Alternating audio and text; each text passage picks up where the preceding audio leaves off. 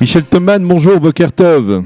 Bonjour Daniel Laïc. Merci beaucoup d'être avec nous. On a absolument besoin de votre éclairage pour comprendre un peu ce qui est en train de se passer. Oui, parce que ça se complique. Ça se complique, effectivement.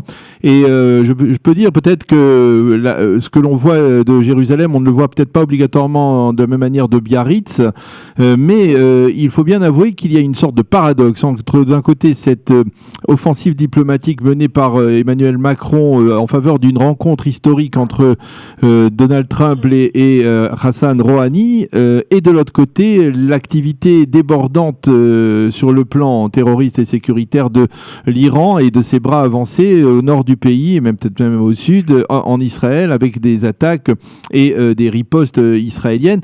Alors, expliquez-nous d'abord ce qui est en train de se passer à Biarritz et si véritablement on s'achemine vers une rencontre entre Donald Trump et Rouhani. Alors écoutez, moi je ne lis pas dans le mar de café, oui. Je ne suis pas devin. Je ne sais pas si la rencontre aura lieu, mais je pense qu'aujourd'hui elle est possible. Oui. Et c'est vrai qu'elle est possible, pas seulement parce que le ministre iranien des Affaires étrangères est venu à Biarritz à l'invitation d'Emmanuel Macron, mais parce que Donald Trump lui a donné son feu vert. C'est ça. Vous savez, dans la journée de dimanche, on avait un trouble, on disait est-ce que Trump va quitter le sommet, est-ce que Trump ne va pas appliquer une colère, et puis on s'est aperçu que Macron et Trump ont agi de concert. D'ailleurs, on l'a vu hier à la conférence de presse, il y a une complicité, il y a un accord sur le fait que Macron joue les médiateurs pour obtenir une désescalade entre les États-Unis et l'Iran. Et donc la logique aujourd'hui, puisque moi quand Macron l'a dit, je me suis dit mais Macron est peut-être en train de s'avancer. Non, il a l'accord de Trump. La logique donc c'est d'aller vers une rencontre entre Rouhani et Trump qui pourrait avoir lieu dans quelques semaines, dans quelques jours, au mois de septembre, à l'occasion des rencontres internationales de l'Assemblée générale de l'ONU qui a lieu chaque année au mois de septembre et à laquelle Rouhani viendra. Donc cette rencontre est possible, elle n'est pas encore réalisée, et justement qu'est-ce qui peut s'opposer à ce qu'elle ait lieu, c'est justement ce que vous avez dit tout à l'heure, c'est ce qui se passe sur le terrain. Et c'est vrai qu'on assiste finalement à un scénario assez étonnant, paradoxal. Il y a une désescalade entre les États-Unis et l'Iran, désescalade pour l'instant, je ne sais pas si elle va se confirmer, désescalade, disons, sur le front du nucléaire, c'est-à-dire que sur le dossier qui concerne la communauté internationale, le G7 était unanime pour tendre la main à l'Iran, et l'Iran, par la voix, en tout cas, de son président et de son premier ministre, qui ne sont pas tout le pouvoir iranien, qui ne sont pas les gardiens de la révolution, qui ne sont pas les durs du régime, en tout cas, cette main tendue a été prise, a été saisie. Mais, de l'autre côté, sur le terrain, on voit évidemment une escalade, vous l'avez dit, entre Israël et l'Iran ou les satellites de l'Iran. Le Hezbollah, le Liban, même par la voix de son président, les alliés, les milices chiites en Irak, et même apparemment le Hamas aussi, il y a des informations dans la presse israélienne sur le fait d'un rapprochement très net entre le leadership du Hamas et Téhéran. C'est comme si on avait deux théâtres qui se mettent, deux décors qui se mettaient en place pour deux scènes différentes et qui ne joueraient pas la même partition. Alors, est-ce que une déflagration sur le terrain qui concernerait Israël entraînerait un blocage ou empêcherait cette rencontre Rouhani-Trump, ou est-ce qu'au contraire elle la justifierait, elle l'accélérerait pour mettre fin à l'incendie? Ça, je ne le sais pas. Mais parce qu'on peut supposer, qu'on a deux phénomènes contradictoires. On peut supposer, Michel, que à Jérusalem, le Premier ministre n'est pas particulièrement satisfait de voir ce rapprochement entre Téhéran et Washington.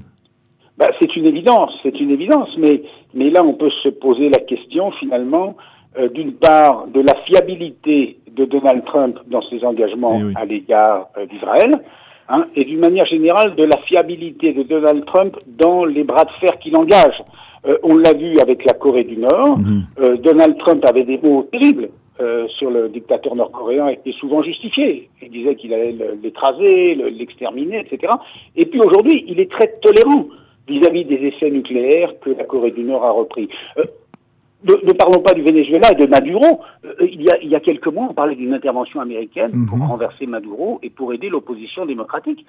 Maduro est toujours en place. Donc là, on peut quand même s'interroger sur les intentions de Donald Trump et pour savoir si Donald Trump veut vraiment, comme il le disait, mettre à genoux l'Iran ou s'il se contentera d'un nouvel accord peut-être un peu plus favorable pour la communauté internationale. Et voilà, puis, donc c'est ça la question, et dites-moi, et je n'ai pas de réponse. Et dites-moi, Michel, s'il n'y a pas une solution, on va dire, intermédiaire entre ces deux scénarios, qui est de dire, justement, en s'inspirant du modèle nord-coréen, de dire Donald Trump affectionne particulièrement ce genre de sommets au caractère historique, qui sont extrêmement médiatisés. Il y aura une poignée de main entre les deux, ça va être couvert par tous les médias du monde entier. Et puis au lendemain, finalement, il n'y a pas grand-chose qui a changé. Il n'y a pas grand-chose qui a changé aussi avec la Corée du Nord. Voilà.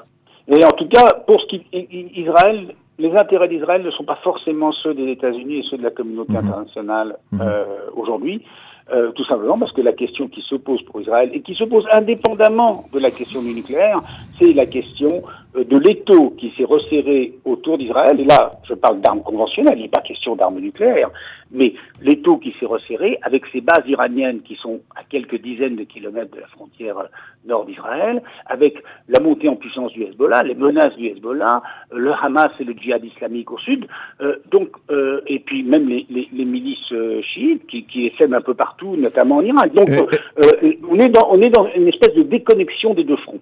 Est-ce qu'on peut espérer, envisager que s'il y a effectivement un rapprochement comme celui-là dans le dossier du nucléaire iranien, parce que c'est surtout ce dossier qui est central, est-ce que dans la révision d'un nouvel accord, on peut envisager que, par exemple, les puissances, c'est-à-dire les États-Unis d'un côté, mais aussi les puissances européennes, Macron en tête, puissent accepter de reconsidérer la place de l'Iran dans le Proche-Orient avancé ?